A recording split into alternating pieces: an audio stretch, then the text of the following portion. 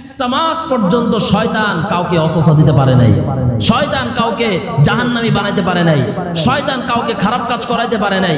একটা মাস পরে শয়তান যখন ঈদের চাঁদ ওঠার সাথে সাথে আল্লাহ তাআলা শয়তানকে যখন ছেড়ে দিবে, মনে রাখবেন ওই সময় শয়তান তার সারা মাসের সবকিছু আদায় উসুল করে ছাড়বে। এক রাত্র এক দিনের ভিতরে জান্নাতের মালিক লোকটা জাহান্নামী আবার হয়ে যেতে পারে। কেন বলতেছি এই কথাটা আমি বলবো কিছুক্ষণ পরে। কেন আপনাদেরকে বলতেছি? আল্লাহ রমাজান দিয়েছে মাগফিরাতের জন্য। আল্লাহ রমাজানে শয়তানকে আবদ্ধ করে রাখছে। শয়তান একদিনের মধ্যে জান্নাতি লোকটাকে জাহান্নামী বানায় ফেলবে। এক মাসের তার চেষ্টা সাধনা, একদিনে সে প্রচেষ্টা করবে, চেষ্টা করবে এই বান্দা যেন কোনো ক্রমে যেন জান্নাতি হতে না পারে। যদি জান্নাতি হয়েও যায় আবার যেন সে জাহান্নামে চলে যায়। এই শয়তানের চেষ্টা প্রচেষ্টা কোন দিক দিয়ে চলতে থাকবে আল্লাহ কোরআনুল কারীমের মধ্যে স্পষ্ট করতেছেন। সূরাতুল আরাফের মধ্যে আল্লাহ বলতেছেন, সুম্মা লাআতিয়ান্নাহুম মিন বাইনি আইদিহিম ওয়া মিন খালফিহিম ওয়া আন আইমানিহিম ওয়া আন শামাইলিহিম। আল্লাহ তাআলা বলে এই শয়তানের ওয়াসওয়াসা শাওয়ালের চাঁদ, ঈদের চাঁদ ওঠার সাথে সাথে শয়তানকে যখন শিকলগুলো খুলে দেওয়া হবে, শয়তানকে যখন ছেড়ে দেওয়া হবে, শয়তান এক মাসের চিন্তা চেতনা নিয়ে শয়তান প্রতিটা মানুষের কাছে সামনের দিক দিয়ে, পেছনের দিক থেকে, নিচ থেকে চতুর্মুখী শয়তান আপনাদেরকে আমাদেরকে ওয়াসওয়াসা দিতে থাকবে, ওয়াসওয়াসা দিতে থাকবে। যারা জাহান্নামী আছে ওরা তো জাহান্নামী আছে, আর যারা নিজের গুনাহগুলো মাফ করায়া নিছে এদেরকে যেন আবার জাহান্নামী করা হয়, ওদেরকে ওয়াসওয়াসা দিয়ে একদিনের ভিতরে আবার গুনার কাজ শুরু করায় দিবে। এই জন্য দেখেন না যে আশ্চর্য একটা পার্থক্য, বুঝাই আসে না ব্যাপারটা। যে দেখবেন যেই লোকটা ঈদের আগের দিন ফজর নামাজ পড়ছে, একটা মাস একটা দিনও ফজর নামাজ ছাড়ে নাই, ওই লোকটাই ঈদের দিন ফজর নামাজটা পড়ে না। কি ঠিক না বিষয়টা? মানে আশ্চর্য লাগে, আসলে আশ্চর্য লাগে। এটা কেমন কথা? আপনি একটা মাস কি করলেন বলেন তো? মানে আপনি একটা মাস কার জন্য আপনি আমল করলেন? একটা মাস আপনি কার জন্য আপনি কানলেন? একটা মাস আপনি কি ইমানদার হইলেন যে একটা চাঁদটা ওঠার সাথে সাথেই গুনাহগার শুরু হয়ে গেছে? আগের দিন এশার নামাজ পড়ছে, চাঁদ যেদিন উঠছে দিন এশার নামাজটা পড়ে না। আগের দিনও ফজর নামাজটা পড়ছে, ঈদের দিনও ফজর নামাজটা পড়ে না। আগের দিনও বান্দা গুনাহের কাজ করে নাই, ঈদের দিন রাত্রে থেকে সে হাজার হাজার গুনাহের কাজ করতেছে।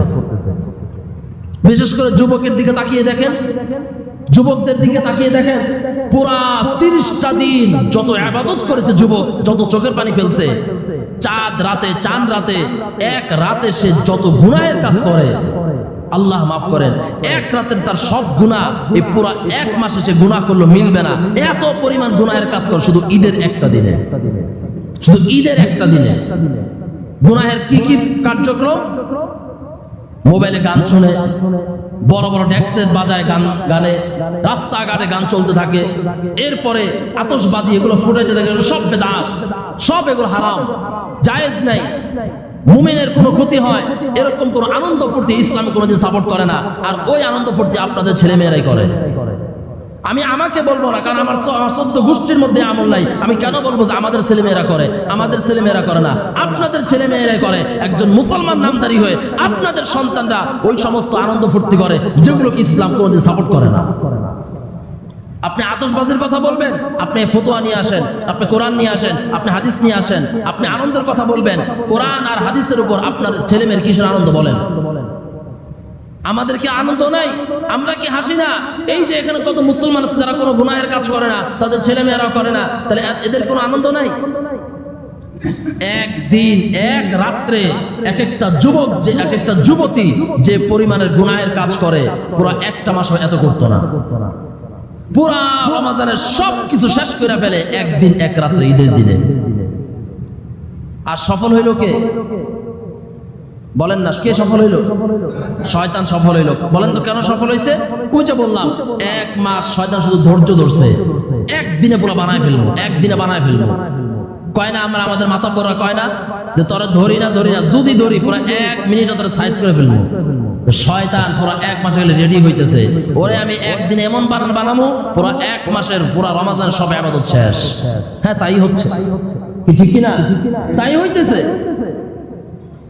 না বাবা, ভাই ও আমার কলিজার টুকরা বোন, এটা না, ধরে রাখা, যা শিখছে রমাজানে ধরে রাখা। আল্লাহ আমাদের সবাইকে তৌফিক দান করেন, জোরে বলি আমিন। রমাজানের ফলাফলটা কি? রমাজানের ফলাফল তো এটাই, আল্লাহ তাআলার বান্দারা নিজেদের গুনাহগুলো মাফ করায় সে নিজে মুত্তাকি হয়ে যাবে, তাকওয়াবান একজন বান্দা হবে। আর তাকওয়াবান বান্দার জন্য আল্লাহ তাআলার বিনা হিসাবে তার জান্নাতের ঘোষণা আছে, তাকওয়াবান বান্দার জন্য। আর এই তাকওয়াবান বান্দা ওই সময় হবে যখন সে আস্তে আস্তে একটা গুনাহ, দুইটা গুনাহ, তিনটা গুনাহ, এভাবে আস্তে আস্তে গুনাহগুলো ছাড়তে থাকবে, অত বান্দা আস্তে আস্তে তাকওয়াবান হবে। আর এই মুত্তাকি বান্দার জন্য আল্লাহ তাআলার নানান রকমের পুরস্কার রয়েছে।